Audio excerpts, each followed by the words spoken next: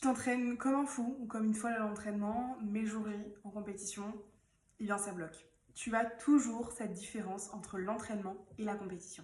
Et pourtant, tu t'es entraîné beaucoup plus dur à l'entraînement.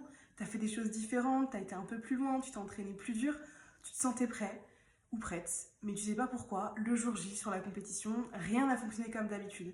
Tu te sentais pas en phase, tu te sentais pas en forme, tu avais l'impression que tu étais pas super bien alors que la veille, tout allait bien.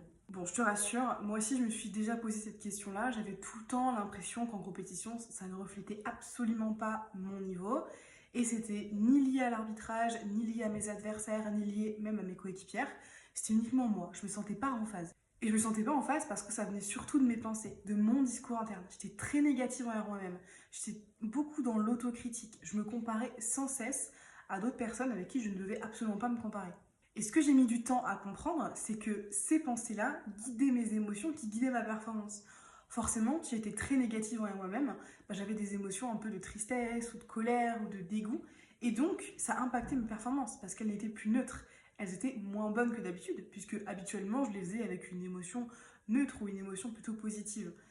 Et donc là, en fait, tout partait de mes pensées. Et une fois que j'ai compris ça, j'ai creusé pour trouver une méthode qui permet justement de revenir sur des pensées positives, ou du moins des pensées neutres, pour réussir à refaire une performance beaucoup plus sereine, beaucoup plus stable. Bon, si tu te reconnais un petit peu dans ce que je viens de te raconter, je pense qu'il serait peut-être temps qu'on en discute un petit peu tous les deux.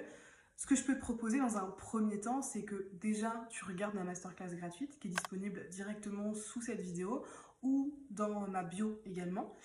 Et à la suite de ça, si vraiment tu sens que tu as envie d'aller plus loin, de passer un cap et d'arriver sur ta prochaine saison en étant vraiment prêt, confiant, serein, à ce moment-là, on se prend un appel découverte et on discute un peu du diagnostic de ce que tu pourrais travailler en ce moment. Si ça te va, je te propose qu'on y aille ensemble.